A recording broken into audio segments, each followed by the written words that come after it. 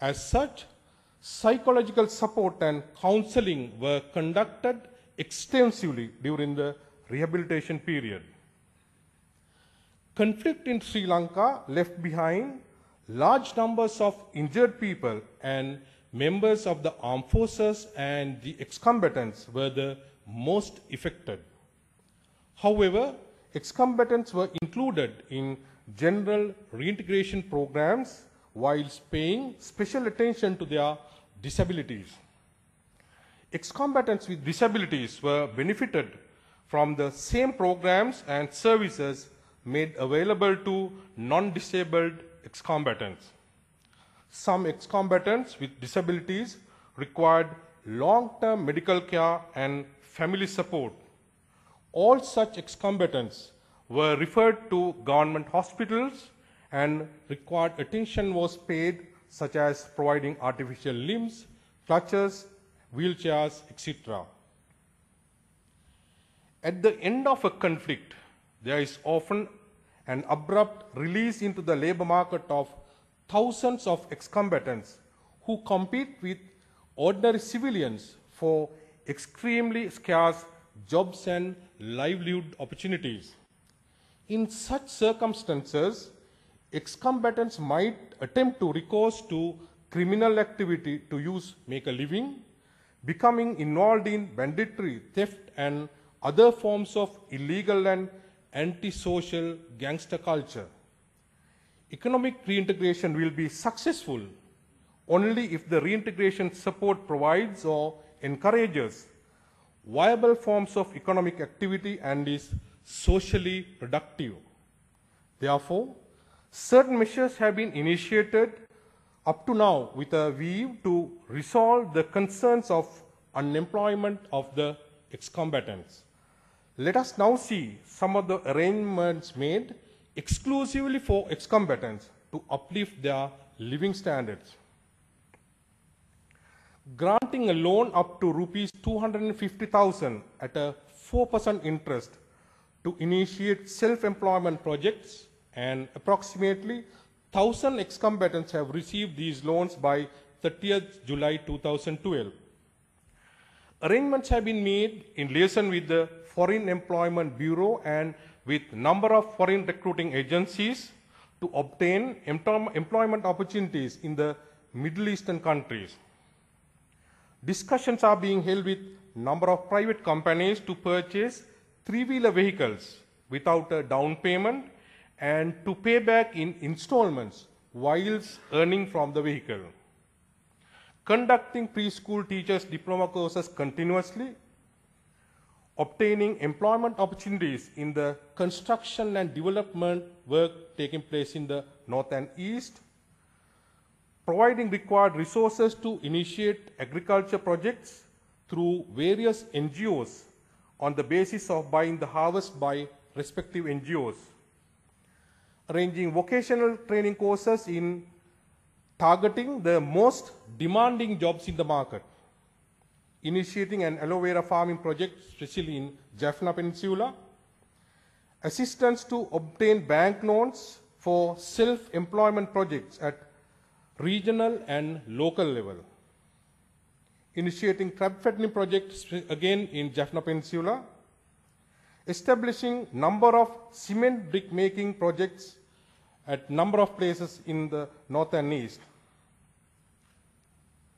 provision of water pumps for agriculture purposes, providing sewing machines for self-employment, providing boats and required equipment for fishing, obtaining IT-related business process outsourcing programs from corporate sector, and absorbing to the civil security department to deploy on development and agriculture projects. Many ex-combatants had missed the opportunities for basic and further education, and as a result are disadvantaged in the competition for jobs and opportunities.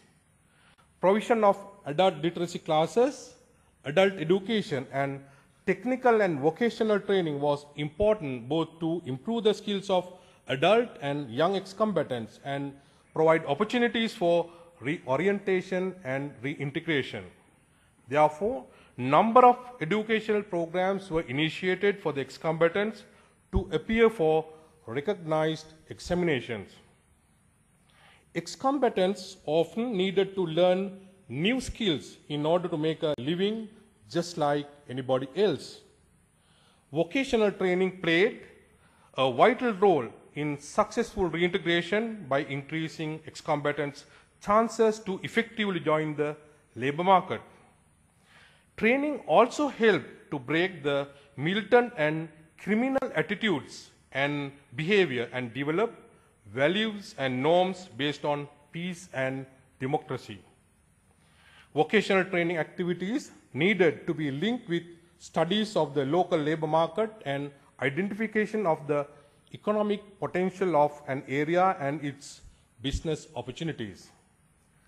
Certification of training was proved important in ensuring that the quality of training given by the different providers is similar to increase the confidence of ex-combatants when applying for work and to gain recognition by employers.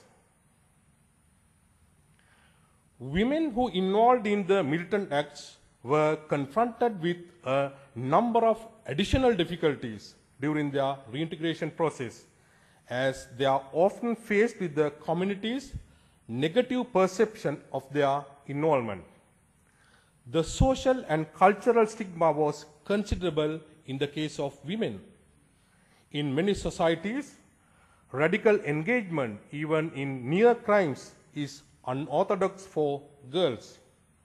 As a result, many face rejection by their families and in-laws upon return from the conflict, which means that they risk being excluded from traditional community-based social support systems. While women combatants had been the equals of boys as cadres during the conflict, many careers are denied to them as girls during peacetime. Therefore, they were forced into a narrow range of industries and occupations that are generally lower skilled and lower paid. In addition, young women often faced even greater discrimination than adult women in the labor market, as it is believed that they will soon get married and leave their employment or become strained on the financial capital of the employer if they become pregnant or have children. It was necessary to carry out a detailed assessment of the reintegration needs of girls and young women. The differences in age, status in the organization, exposed to gender-based violence, profiles and ambitions were some of the aspects taken into consideration when designing programs for them. Higher-ranked young women were offered specifically designed assistance to give them access to important jobs in the post-conflict period. Community acceptance was essential for reintegration of ex-combatants, but preconceived ideas and expectations about ex-combatants coming out of a terror-ridden terrain of the defeated outfit or the scars of violence committed against families or communities could severely limit community support. Cultural, traditional, and religious rituals can play an important role in the enabling process and reintegration of ex-combatants into their communities. Care was taken to ensure that religious beliefs serve the best interest of the ex-combatants, especially in the areas where religion or cultural values had played an important role in recruitment. May I now show you a small video clip which depicts certain areas related to reintegration process in Sri Lanka.